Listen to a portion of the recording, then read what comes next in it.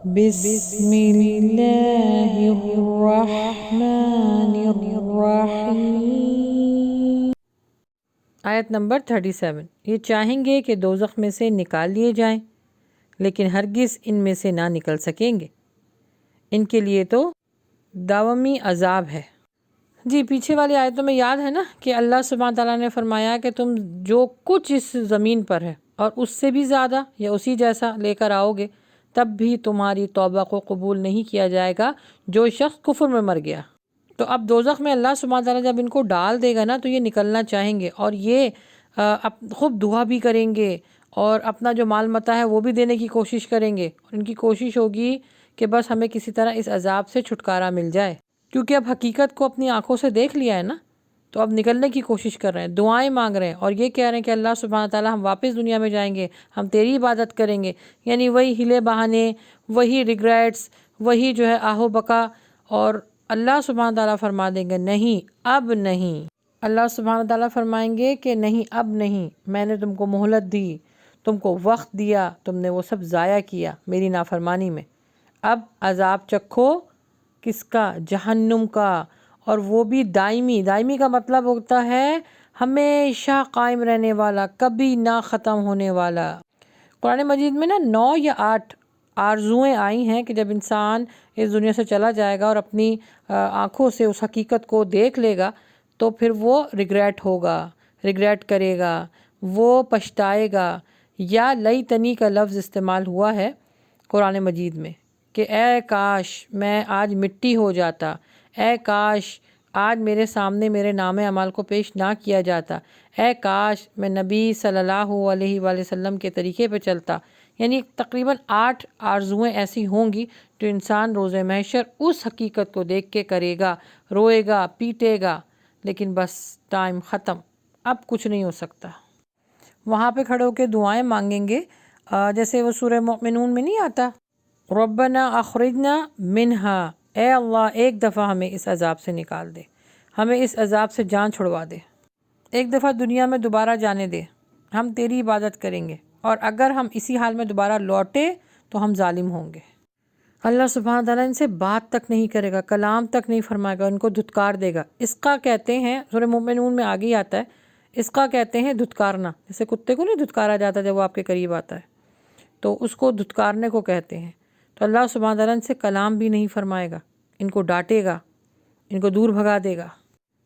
اللہ تعالیٰ فرمائے گا اقصہوا فیہا، اسی میں پڑے رہو، اسی میں جلو، اسی میں مرو، کیونکہ اب میرا حق ہے کہ میں تم پر اپنی قدرت پیش کروں۔ ساری زندگی تمہیں مہلت دی کہ تم بولتے رہو اور پھر عمل کرتے رہو، لیکن تم نے اس کا ناجائز فائدہ اٹھایا۔ اب میری باری ہے، اب جب میں بولوں گا تو کوئی نہیں بول سکتا۔ یہ اللہ سبحانہ تعالیٰ سے نا مطالبہ کریں گے تو اللہ سبحانہ تعالیٰ فرمائیں گے مجھ سے اب کوئی مطالبہ نہ کرو، نہ میں سنوں گا نہ تمہیں عذاب سے نکالوں گا۔ جہنم کے دروغے سے بھی نا مطالبہ کریں گے، یہ لوگ چیخیں گے کہ ہم تمہیں اتنا پیسہ دیں گے، ان کو رشوت دینے کی کوشش کریں گے، ہم تمہارے اس لیے یہ کریں گے، تم ایک دفعہ ہمیں اس عذاب سے نجات جو ہے وہ دلوا دو، نجات مل جائے ہمیں کسی بھی طریقے سے۔ سورہ تحریم میں آپ نے پڑھا ہوگا نا، اس میں بلکہ یہ کہا گیا ہے کہ اے ایمان والو اپنے آپ کو اور اپنے اہل و عیال کو جہنم کی آگ سے بچاؤ، جس کا جو دروغہ ہے وہ نہ کسی کی سنتا ہے اور بس وہ وہی کرتا ہے جو اللہ سبحانہ و تعالیٰ فرماتے ہیں۔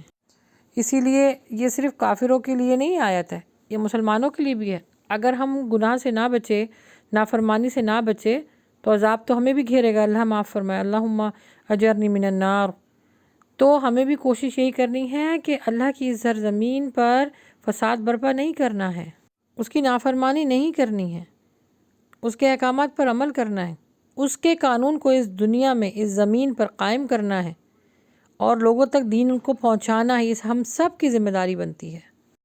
آیت نمبر 38، چوری کرنے والے مرد اور عورت کے ہاتھ کاٹ دیا کرو، یہ بدلہ ہے اس کا جو انہوں نے کیا، عذاب اللہ کی طرف سے، اور اللہ تعالیٰ قدرت اور حکمت والا ہے۔ اس آیت میں ہے چوری کرنے والے چاہے مرد ہوں چاہے عورتیں، ان کے ہاتھ کاٹ دو۔ اچھا، دونوں ہاتھ نہیں کاٹنے، یہاں پر حکم صرف ایک ہاتھ کا ہے، اور پورا ہاتھ نہیں کاٹنا، ہتھیلی سے جو ہاتھ کا حصہ شروع ہوتا ہے بس وہاں سے کاٹنا ہے۔ دیکھیں یہاں پر کتنی پیاری بات بتائی جا رہی ہے کہ کوئی مرد ہو چاہے عورت، دونوں کے لیے انصاف برابر ہے، دونوں کے لیے انصاف ایک ہی پلڑے میں رکھ کے تولا جائے گا۔ ایسا نہیں ہے کہ بھائی مرد کمانے والا ہے تو اگر اس نے چوری کری تو اس کو چھوڑ دو، یا عورت کیونکہ گھر میں رہنے والی اس کے پاس بچے ہیں۔ نہیں، جو اللہ کی حدوں کو کراس کرے گا، چاہے وہ مرد ہو چاہے وہ عورت ہو، اس کو وہی سزا ملے گی جو ہمیں شریعت بتاتی ہے۔ اچھا، چوری کا مطلب کیا ہوتا ہے یہ بھی جاننا ضروری ہے۔ دیکھیں نا، جب اتنی بڑی سزا مل رہی ہے تو پتہ تو ہونا چاہیے کہ جرم کیا تھا اور سزا صحیح دی بھی ہے کہ نہیں۔ اور یہ بھی بات یاد رکھیں کہ ہر کوئی یہ عمل نہیں کر سکتا کہ اگر کسی کو پتہ چلا کہ محلے میں کسی نے چوری کی ہے، عموماً گھروں میں جو کام کرنے والی آتی ہیں بیچاری، ان کے اوپر الزام لگ جاتا ہے۔ بعض دفعہ صحیح بھی ہوتا ہے، وہ کر بھی جاتی ہیں چوریاں، تو ایسا نہیں کہ محلے والوں نے پکڑا اور جو ہے وہ ان کا ہینڈ جو ہے وہ چاپ کر دیا۔ نہ، یہ چیز نا ڈیسائیڈ کرتا ہے حاکم وقت۔ جو حاکم ہوتا ہے وہ ڈیسائیڈ کرتا ہے کہ جو سزا دی جا رہی ہے پہلے جرم ثابت ہو، اس کے بعد بھی سزا دی جائے۔ اچھا، میں آپ لوگوں سے پوچھ رہی تھی کہ چوری کا مطلب کیا ہوتا ہے۔ دیکھیں، چوری کا مطلب ہوتا ہے کہ کسی کا مال ایسی محفوظ جگہ پہ رکھا ہو اور آپ خفیہ انداز سے اس کو چرا لیں، اس کو ہتھیا لیں، یہ ہوتا ہے چوری کا مطلب۔ یعنی کسی کا مال آپ نے خفیہ طریقے سے اپنا لیا، ہتھیا لیا، تو یہ کیا ہے؟ یہ گناہ ہے، یہ جرم ہے اور اس پر سزا ہے، اور ہمیں شریعت بتاتی ہے اس کی سزا کیا ہے کہ ہاتھ کاٹ دو۔ اب جو لوگ اللہ کی نافرمانی سے نہیں ڈرتے ہوں گے وہ اس طرح کی سزا سن کر کیا کہتے ہیں کہ نہیں، تمہارا دین جو ہے وہ بہت سخت ہے، اتنی بڑی سزا اور اس طرح کے معاملات۔ دیکھیے، اللہ سبحانہ و تعالیٰ کا ہم حق مار رہے ہیں، اللہ معاف فرمائے، تو ہمیں جرم جو ہے نا وہ تو بڑا چھوٹا لگتا ہے، سزا بہت بڑی لگتی ہے۔ یہ الٹا ہونا چاہیے کہ جرم، گناہ ہمیں اتنا زیادہ ہمارے دل میں کھٹکے، ہمیں اس کو کرتے ہوئے جو ہے وہ تکلیف محسوس ہو، تو پھر سزا ہم کو جسٹس لگے گی کہ ہاں، یہ ہمارے ساتھ جو کچھ ہو رہا ہے وہ صحیح ہو رہا ہے۔ لیکن کیونکہ ہم نے برائی کو برائی جاننا چھوڑ دیا، اب جب آپ برائی کو برائی جاننا چھوڑ دیں گے تو وہ آپ کو گناہ کی طرف لے جاتی ہے۔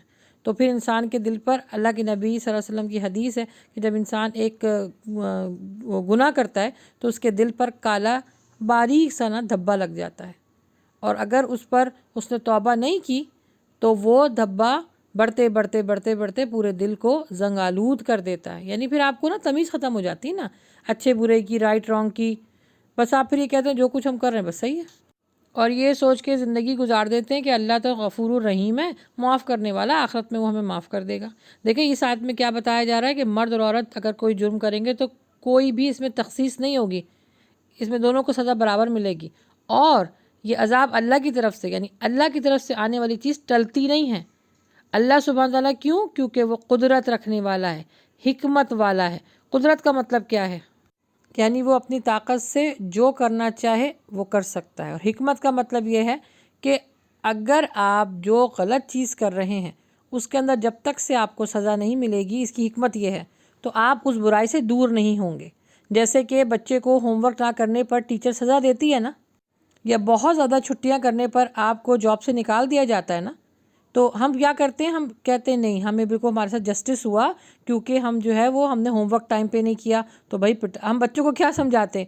بیٹا دیکھو، آپ ٹیچر نے آپ کے ساتھ بالکل صحیح کیا، جب ہوم ورک ٹائم پہ نہیں کرو گے تو ٹیچر تو ڈانٹے گی نا، کہتے ہیں نا یہ۔ اسی طرح جب زیادہ چھٹیاں کرنے پر ہمیں باس جاب سے نکال دیتا ہے تو ہم یہ نہیں کہتے کہ ہمارے ساتھ غلط کیا، یہ کیا ہوا، اور وہ تو ہے ہی خراب، اس نے جو ہے وہ میرے ساتھ جو ہے وہ ناانصافی کی ہے۔ نہیں، ہم خاموشی سے اپنا لیٹر لے کے گھر آ جاتے ہیں کہ ہاں، مجھ سے غلطی ہوئی تھی، تبھی تو مجھے سزا ملی۔ لیکن اللہ کے معاملے میں ہم اتنے بیوقوف کیوں ہو جاتے ہیں، اتنے نائیو کیوں ہو جاتے ہیں کہ جب ہمیں کوئی سزا ملتی ہے، بجائے اس غلطی کو سدھارنے کے، اس غلطی پر ندامت کے ساتھ اللہ کے سامنے پیش ہونے کے، اور جو ہے وہ عجیب قسم کے جملے نکالتے ہیں، مایوسی پھیلاتے ہیں، یعنی عجیب قسم کا ہم رویہ اختیار کر لیتے ہیں اس جرم پر جو ہم نے کیا ہوتا ہے، اور اللہ کی طرف سے یعنی یہ ہم کو قرآن بتاتا ہے کہ ہاں، تم مجرم ہو، تم نے یہ غلط کیا ہے، اب اس کے بعد تمہیں سزا ملے گی، لیکن سزا کو بہت بڑا جانتے ہیں اور گناہ کو چھوٹا جانتے ہیں۔ اگر گناہ کو ہم بڑا جانیں نا تو یقین جانیں دنیا سے یہ فتنے فساد، یہ گناہ، یہ برائی ختم ہو جائے۔ کیونکہ نا لوگ اگر کسی کا ہاتھ کٹا دیکھیں گے تو بالکل ان کے ذہن میں یہ خیال آئے گا کہ اس نے چوری کی ہے تو اس کو یہ سزا ملی ہے۔ تو ہم اس آزمائش میں نہ آئیں تو لوگ پھر اس ڈر سے، دیکھیں اللہ تعالیٰ کیا فرما رہا ہے یہاں پہ کہ اللہ سبحانہ تعالیٰ قوت اور حکمت والا ہے۔ حکمت کا مطلب کیا ہے کہ جب کوئی شخص اس حالت میں کسی دوسرے کو دیکھے گا کہ اس کا ہاتھ کٹا ہوا ہے تو obviously وہ ڈرے گا نا کہ یہ سزا بہت بڑی ہے، یہ جرم بھی بہت بڑا ہے اور سزا بھی بہت بڑی ہے۔ اور عقل مند لوگ اس طرح کی سزاؤں سے عبرت حاصل کرتے ہیں۔ سمجھانے کے لیے چھوٹا سا میں آپ کو ایک اپنا قصہ سناتی ہوں۔ میری جو بڑی سسٹر ہیں وہ ڈرائیونگ سیکھ رہی تھی اور وہ میرے جو بڑے برادر ہیں وہ ان کو ڈرائیونگ سکھا رہے تھے۔ اچھا میں پیچھے بیک سیٹ پہ بیٹھی ہوئی تھی گاڑی میں ہی، تو میں دیکھتی تھی کہ کہاں کہاں میری سسٹر کو ڈانٹ پڑ رہی ہے، یعنی وہ کون کون سے کام یا کون کون سی مسٹیک ایسی کر رہی ہیں جس کی وجہ سے ان کو ڈانٹ پڑ رہی ہے۔ میں اس کو جو ہے نا وہ دیکھتی رہتی تھی، واچ کرتی تھی، ایبزارو کرتی تھی کہ ہاں اب مجھ کو یہ غلطیاں نہیں کرنی۔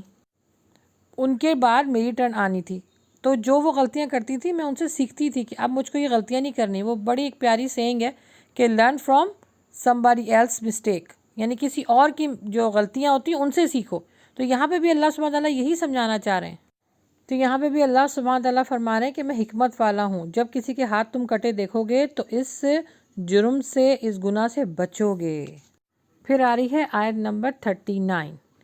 جو شخص اپنے گناہ کے بعد توبہ کر لے اور اصلاح کر لے تو اللہ تعالیٰ رحمت کے ساتھ اس کی طرف لوٹتا ہے، یقیناً اللہ سبحانہ و تعالیٰ معاف فرمانے والا اور مہربانی کرنے والا ہے۔